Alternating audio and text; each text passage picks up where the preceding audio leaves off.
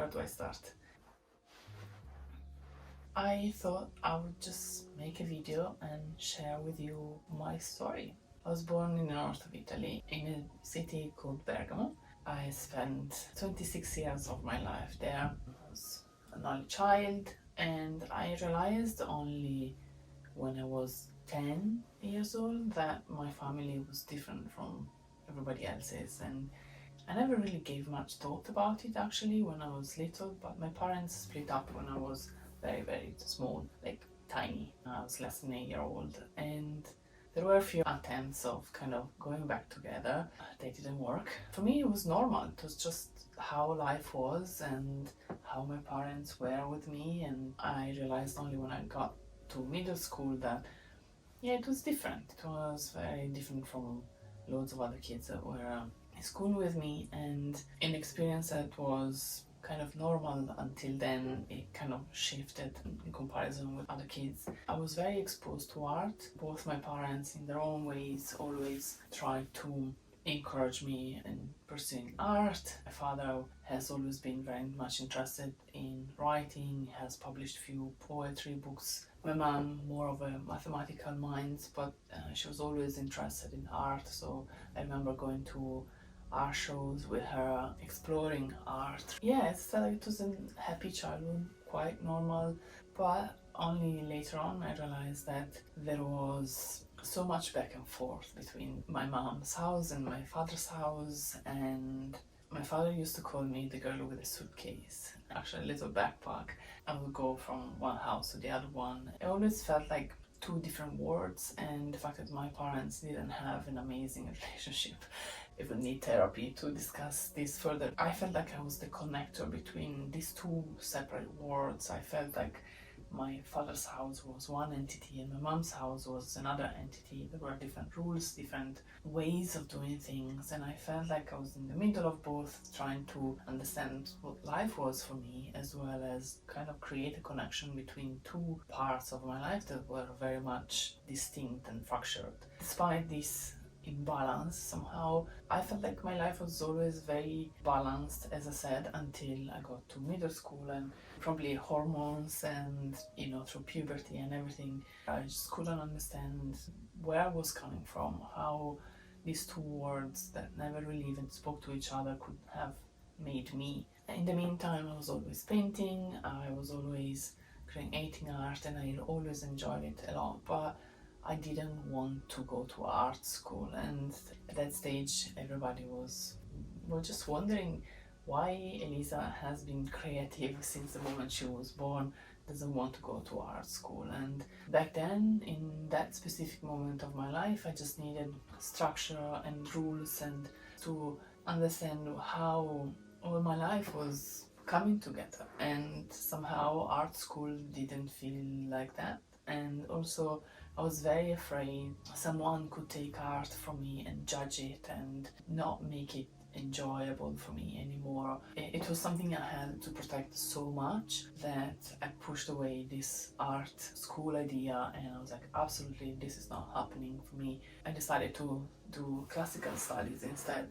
I have to say that I really enjoyed it, but somehow I wasn't there. My head was just lost, I think, in trying to understand this continuum back and forth between two houses, and I felt like also the differences between my parents and their lives were becoming even more extreme, and I was still there in the middle trying to make sense of it. At the same time, I also really wanted to explore other countries. I was very much raised with the idea that you have to learn how to travel the world without being a tourist, and you have to kind of blend in the places where you go. And so I was obsessed learning English and trying to watching movies with subtitles and all of that, and translating songs actually from English was a big part of my teenage years. When school ended, I started university, and I went from hating school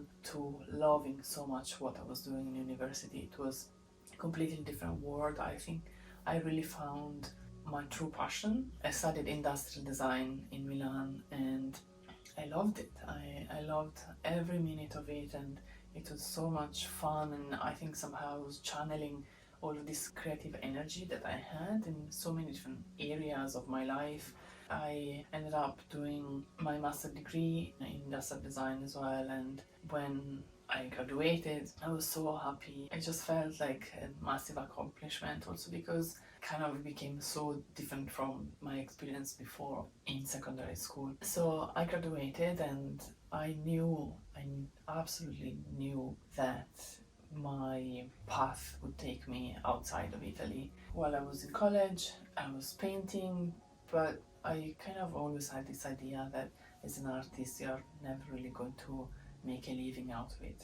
I was painting on the balcony with very limited space and very limited resources, but I truly enjoyed it. And a friend of mine at some stage bought one of my paintings. It was a big painting, and I sold it for €50 to him, and it felt like such a recognition, and it was just a massive moment for me, even a small sale, but back then it meant so much.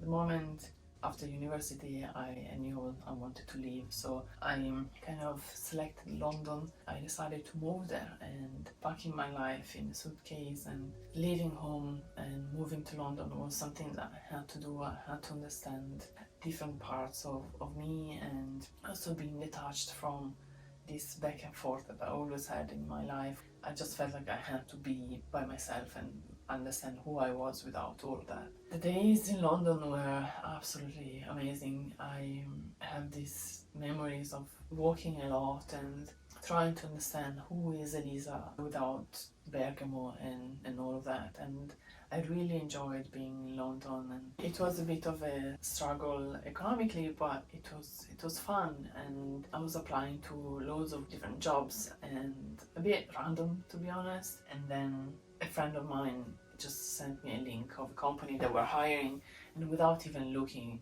at the company, honestly, I just sent my CV. I received an email back from this company that said, we would be interested in having a conversation with you over Skype, but we are in Dublin. I was like, what is Dublin? I'd never been to Ireland and didn't know anything about Ireland, and without knowing much of the island, I got the job and moved over, and somehow being here made sense of a lot of choices throughout my life. And the moment I settled down in a new house and I had my job and everything, I got a canvas and some colors, and I started painting, and I realized how much I'd missed it, because I had been painting for a while through college and the graduation and moving to London and all of that. It just felt like it coming back to it, and I remember the moment I finished this painting. It wasn't anything amazing, but the moment I finished it, I was very proud of this going back to art.